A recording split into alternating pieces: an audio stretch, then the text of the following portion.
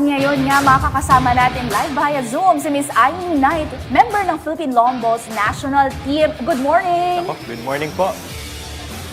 Hi, good morning po, sir, ma'am. Good morning. Kaya Sheila na lang po, Aimee. Ayan, so maraming salamat for joining us this morning. Pero ngayon, ano na ba nga bago kay Aimee? Ano bang pinagkakaabalahan mo ngayon? Still the same, ma'am. Yung sports pa rin sa Longballs. Very active pa rin. National team pa rin ako ng Philippine Longballs. And last year, sobrang ano po tayo, kasi madami po tayong achievement last year. Lalong-lalo na sa family sports ko ng Longballs na to. Dahil my brother, my nephew, and my niece, madami po silang nakuhang medalya last year. Very, very successful po, ma'am. Wow, Thank you, Michelle. congratulations naman. Napakaganda naman ng 2024 ninyo. Ilan taon ba itong mga nabanggit mong pamangkin mo? Yes, si Miss Angelica Abatayo, ma'am. Ay, Michelle, sorry. She's 19 years old, turning 20 years old itong March. And yung isa kong nephew, si James Ras, magti-20 din itong next month, February.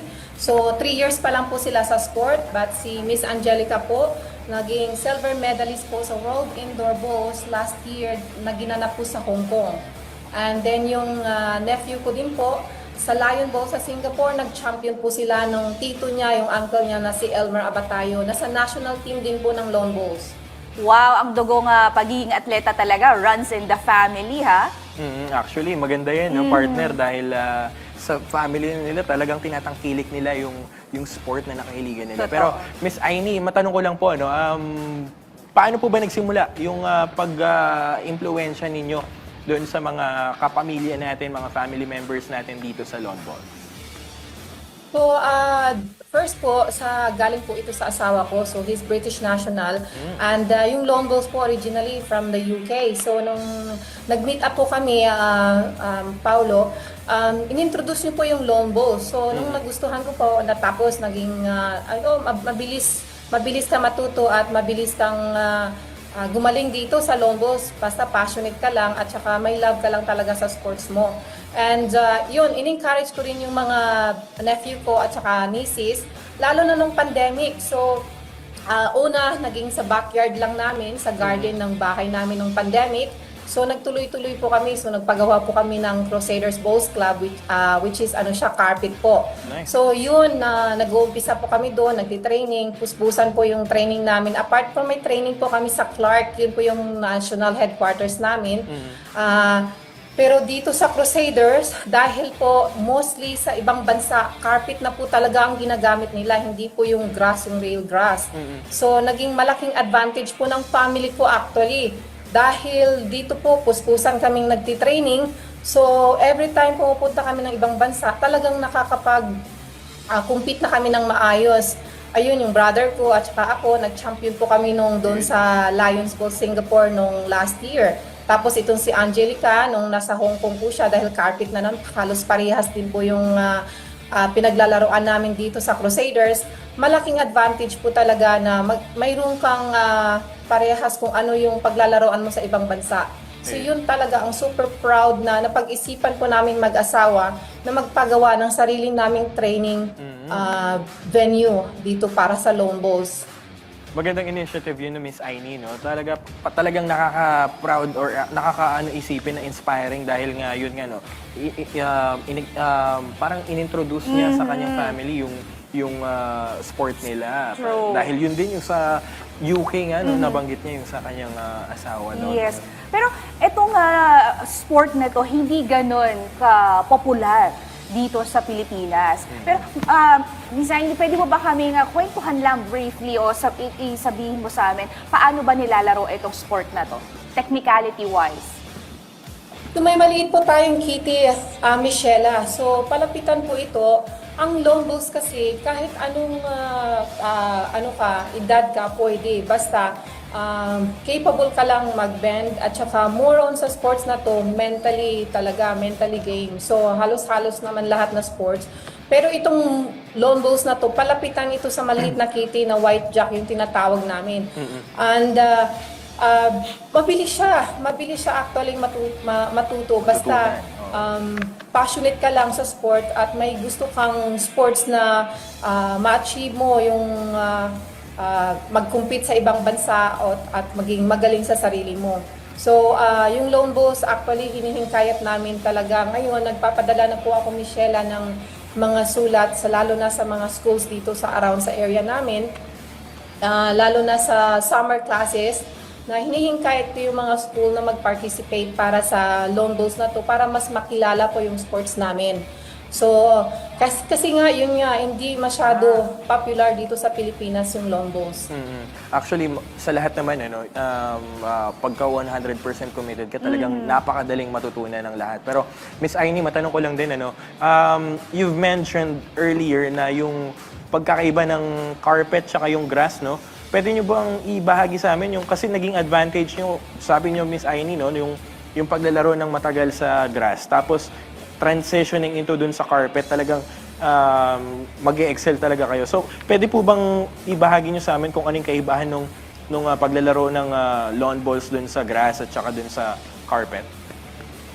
Yes, Paulo. Kasi nung nag-umpisa po ako, so 20 years na po ako national athlete, 39 years old na po ako. Wow. So, ang sinasabi ko sa nephew at nieces ko, sobrang sobrang lucky nyo. Kasi nung nag-uumpisa ako, pumupunta ako sa Australia. So, naging sa World Indoor Juniors, nung time ko noon, bronze medalist lang nakuha ko dahil sa sobrang hirap mag-adjust. Galing ka dito sa Pilipinas, ang pinaglalaroan namin is grass. Sobrang bigat po, mabigat po yung paghihila mo ng bola.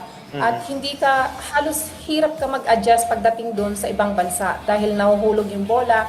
At it takes mo like few days pa bago ka makuha yung speed ng carpet. So sabi ko sa kanila, advantage natin to na makapag-compete tayo ng maayos. So, kaya wala talagang tamad-tamad. So hinihingkayat po namin talaga sila. Lalo na during na nag-aaral pa sila, Sabado at Linggo. At yung mga kasama ko dito sa national team na si Leo Carion, siya po yung nagko-coach dito sa Crusaders Bowls Club. Malaking pasalamat po talaga kasi nagtutulungan po kami. Kami pong mga senior athlete dito sa Lone Bulls, tinutulungan po namin talaga yung mga juniors para mahingkayat, maging passionate sa Lone Bulls at ayun po, nagbunga po yung mga pagod namin. Ang mga juniors po namin ngayon, nagcha-champion na po at World Indoor Bowls silver medalist. Natalo si Angelica doon sa Malta noong November po. Ayun. So malaking pasasalamat talaga namin. Yes, ma'am. And congratulations po dun sa tagumpay ng team, no? Pero, ma'am, matanong ko, may factor ba yun kung dun sa paglalaro ng lawn balls dun sa grass tsaka sa carpet? Kasi di ba, naglalaro ako ng Holland dati eh. Parang Holland ito, no, ma'am? Parang dambuhalang Holland itong binabato natin, no? Pero kasi pag naglalaro ka sa grass, parang mas mahirap mag-roll yung bola. Tama ba, ma'am? Ano bang factor nito? Oo, Paulo, kasi pag tinitira mo sa grass, yung grass, hindi siya ganun ka perfect kasi minsan may bumpy, hindi ganun ka-level yung grass. At depende po sa grass na or pag na well-maintain yung grass, mas maganda, mas smooth. Pero mahirap kasi. Pero ang gagandahan dito sa amin, dahil may grass kami at saka may carpet. So pag may laro kami sa ibang bansa na Carpet. grass, lalo sa Hong Kong, so doon kami nagpa-practice sa Clark. Oo.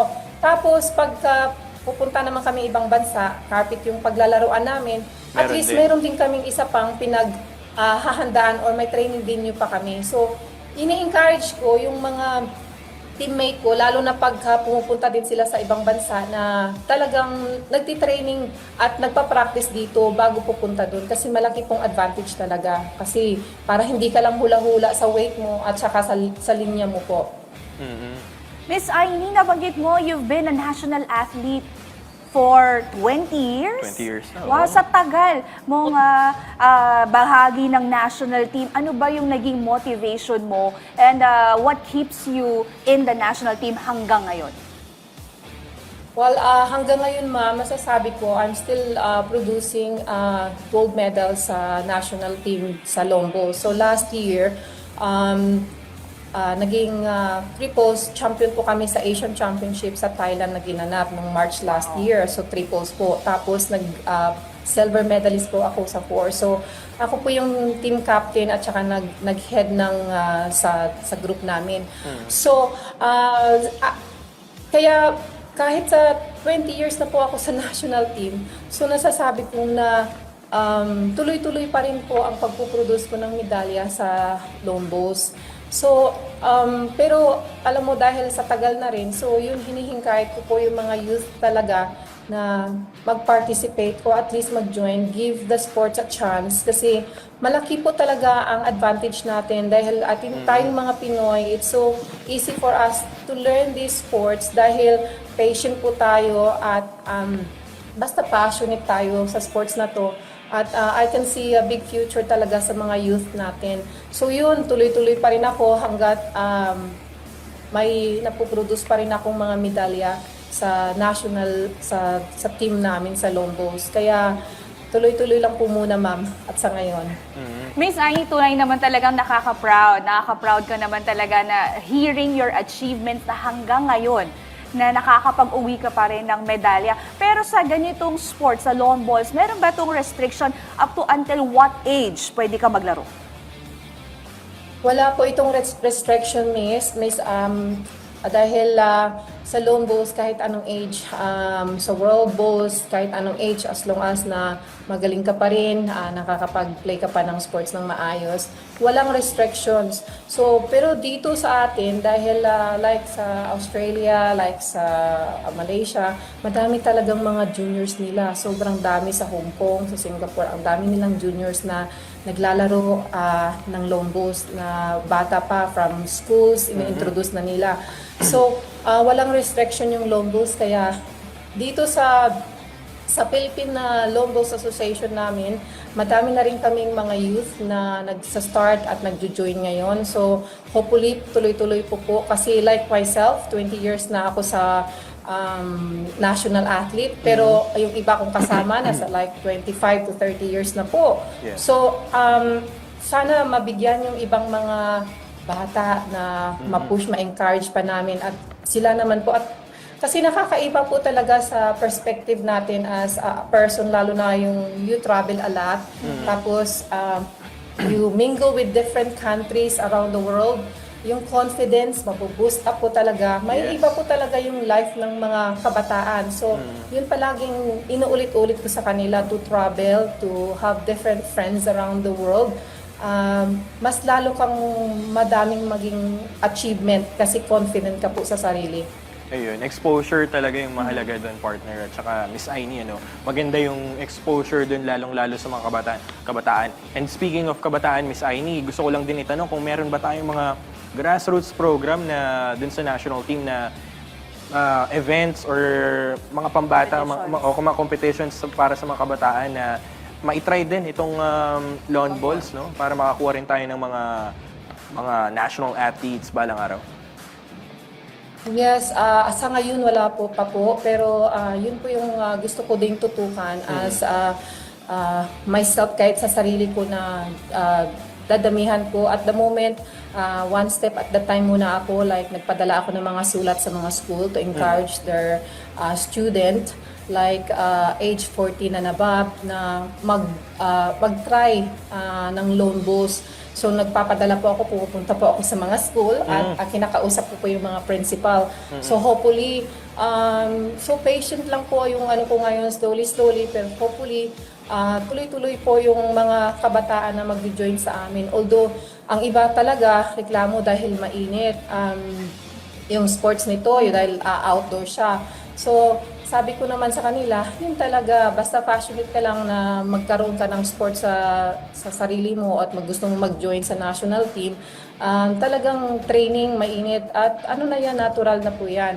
So, hopefully, plan din po namin ng asawa ko na hopefully pag may kontring extra pera uli in the future, to magkaroon po ng covered court na carpet po, kahit 4 rings lang po. Dahil kahit sa world bowls po, sa industriya ng lawn bowls namin, kina-congratulate po kami kasi Halos po, lahat ng mga players around the world, subsidized po sila ng bansa nila, na nagkaroon sila ng club or carpet na ganyan. So kami po as in, I'm so proud to say talaga na dahil sa financially, dahil yung asawa ko talagang dream ko po talaga na magkaroon ng sarili kong sports club na carpet para tuloy-tuloy po yung Lone Bulls.